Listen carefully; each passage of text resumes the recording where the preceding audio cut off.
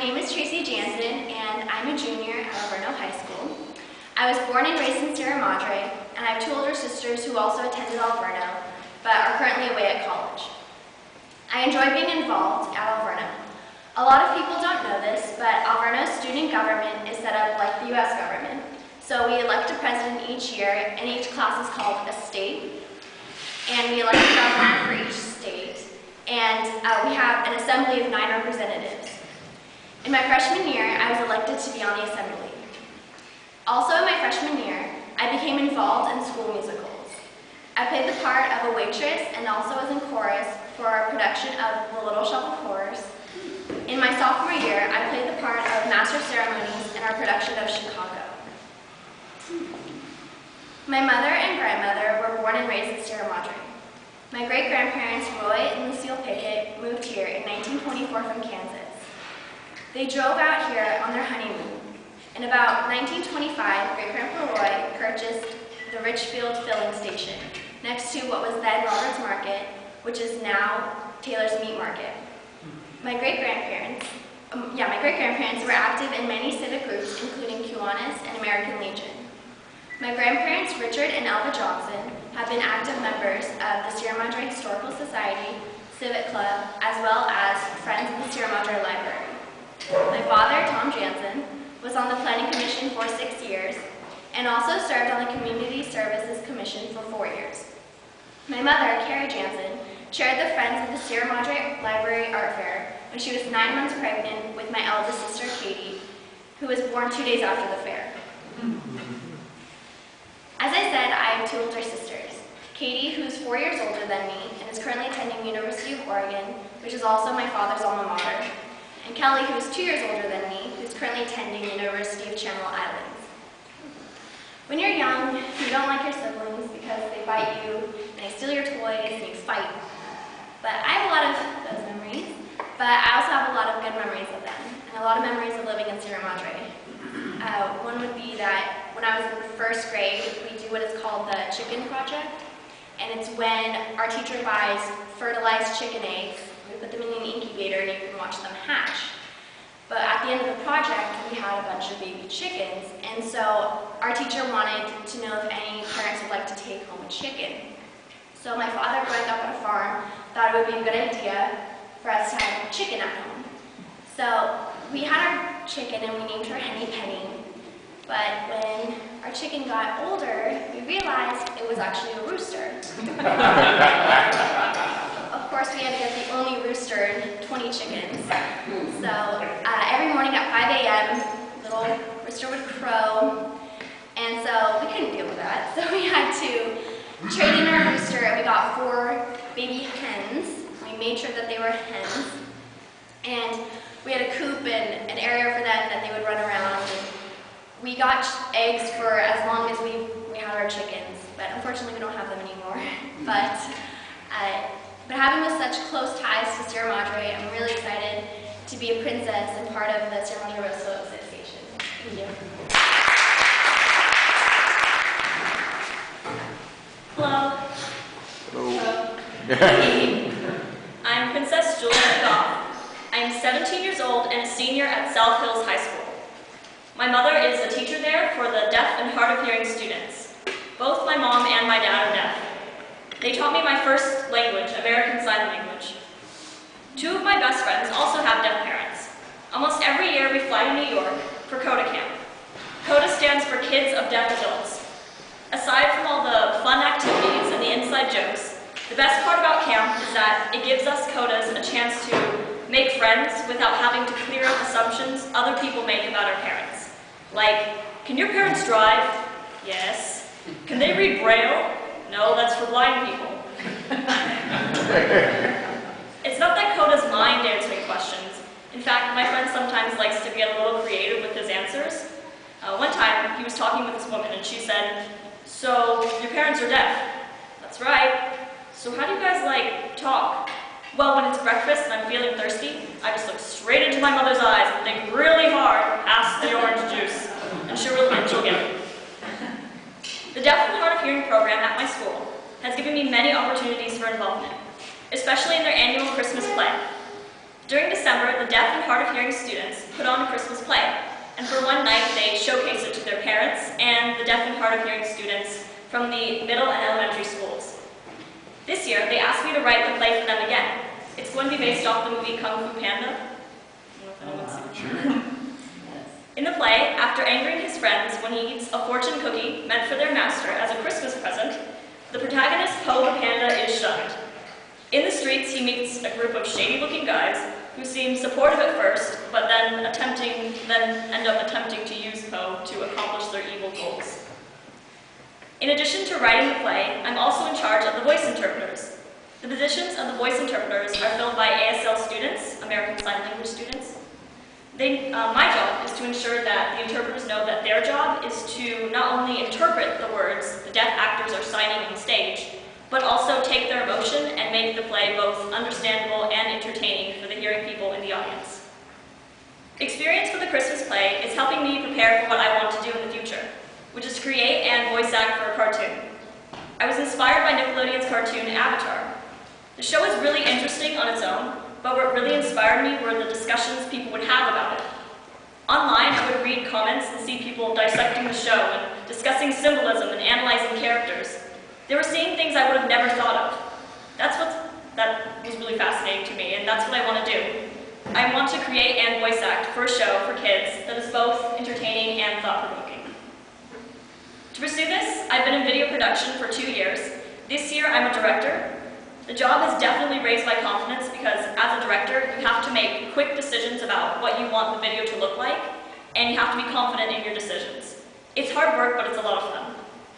I'm very excited to be able to have this opportunity to represent Sierra Madre on the Rose Float this year. I can't even imagine what a great experience it's going to be. Thank you. Hello, I'm Alisa Unell. I'm 17 and I go to Alverno. I'm currently a senior here and I'm involved in almost everything. I am a leader in our music department, as you guys saw. I'm the head of our worship team and I was president of both of our choirs last year. I'm also part of our student government. I am the Chief Justice of our Supreme Court and the founder and captain of the Alverno swim team. I dabble in most of our activities, but I also have many academic achievements, including being a member of the National Honor Society and California Scholarship Federation.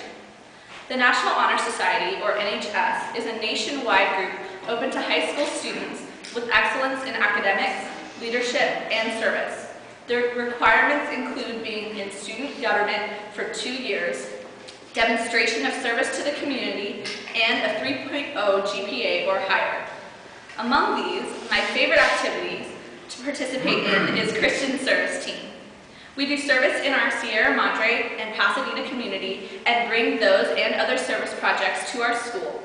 I have so much fun planning these events and trying to get people excited about doing volunteer work in our community. One of my favorite opportunities is actually working on the Rose Float. I've been doing it ever since I moved to Sierra Madre 4 years ago. Last spring, I shaved my head as another service project, which was one of the best decisions that I have ever made. In 7th grade, I was a teacher's assistant to a math class. In that class, there was a little girl, Lexi, who was diagnosed with leukemia. I shaved my head that year in honor of her and donated my hair to Locks of Love, an organization that turns donated hair into wigs for cancer patients. Last spring, I learned that she had been cancer-free for 2 years and shaved my head again in honor of her, donating 12 inches to the organization. Through that experience, I gained an incredible amount of confidence and was able to prove that beauty comes from the inside out, and having short hair or even no hair at all makes me no less of a woman. I have made incredible friends through school and through this experience. One of our favorite places to hang out is Beantown in Sierra Madre, either studying and working on projects or just talking about the lives that we live. The community and tight-knit society of Sierra Madre is a great place to be and to represent. I would ultimately love to be able to research societies like this for the government and what makes up the loving and caring environment that has been created here. I'd like to stay in California for my undergraduate schooling, but I ultimately want to move out of state for my master's and doctorate degree education. The top 2 choice schools for my undergraduate degree are University of San Diego and Westmont College in Santa Barbara. I'm so excited to have the chance to represent Sierra Madre in the Rose Parade. This is such a great experience, and I'd like to thank the Sierra Madre Rose Float Association for giving me this opportunity.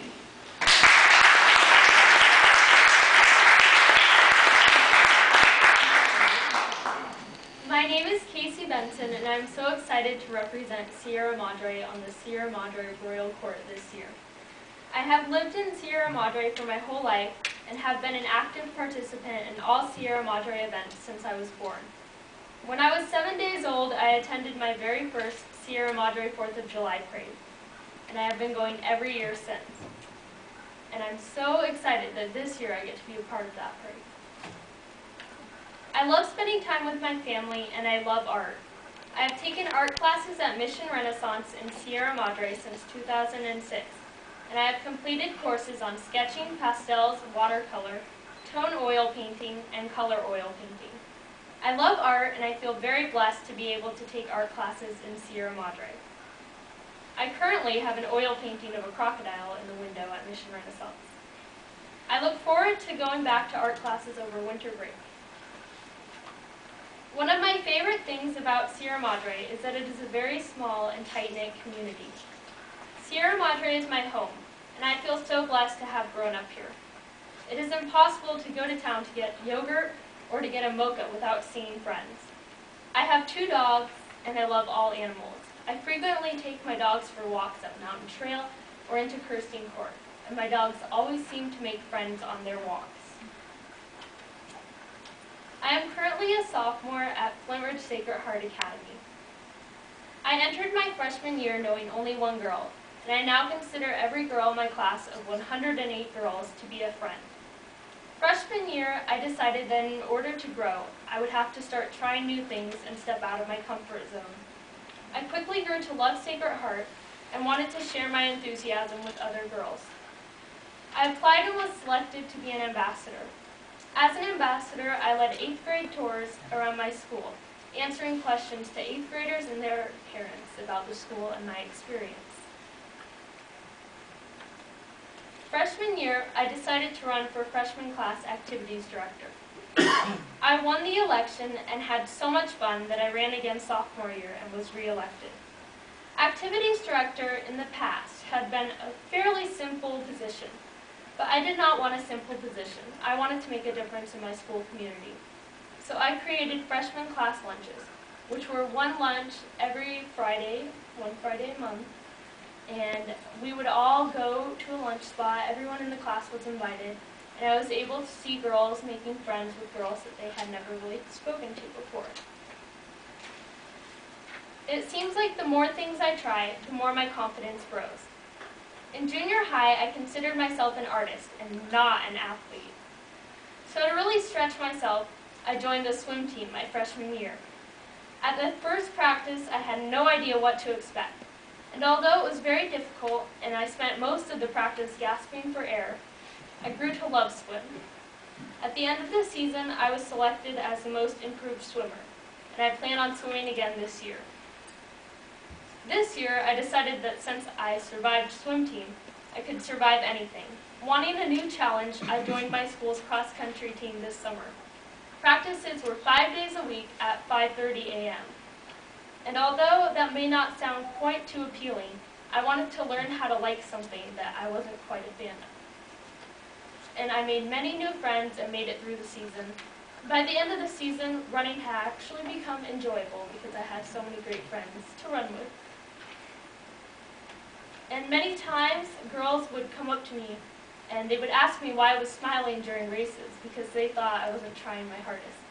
But I've always thought that it's better to face things that are uncomfortable with a smile rather than with tears. So. This year, after a long audition process, I was selected to be a member of my school's small comedy sports team. Comedy Sports is a small improvisational comedy club. And we have meets one Friday every month, and it's a little scary being on stage with no lines, but every practice and every meet is a new adventure, and it's so much fun. This year, I applied to be a member of my school's academic decathlon team, and was one of 3 sophomores selected for the team. Academic decathlon meets 5 days a week before school, which means 5 days a week of waking up at 5 a.m. I saw this as another challenge, and although it isn't enjoyable, waking up extra early every day, I can't imagine not being part of the team. Over Thanksgiving vacation, I traveled to London with my decathlon team, where we furthered our studies of imperialism. I was reluctant to go across the world without any family members, but I was excited to see a different country. When I got off the plane at Heathrow Airport after a 10-hour flight, I was a bit shell-shocked. I desperately wanted to take a nap, but instead we got our luggage, went through customs, and began a full day of sightseeing. With my giant suitcase and carry-on bag, I had to push through crowds to get on and off the underground subway, which they refer to as the Tube, in order to stay with my group. Although our chaperones were amazing, I had to be responsible for myself and all of my belongings, which was a little intimidating considering the constant reminders that pickpocketers were everywhere. I had to lug my bags up and down flights of stairs and steep escalators. I saw so many amazing places that I've seen in movies for years, and I was finally able to hear British accents in person. I loved everything about London, and I can now confidently say that we live in a small world. Even though London was extremely different from any place I've ever seen in America, the people were very similar. They drink a lot of tea, and they recognized my group as American because we were all smiling. I plan to study very hard in college and hope to do at least one semester abroad in London. And I can't wait to get out in the world and start seeing it because there are so many more amazing places that I would love to visit one day. Thank you.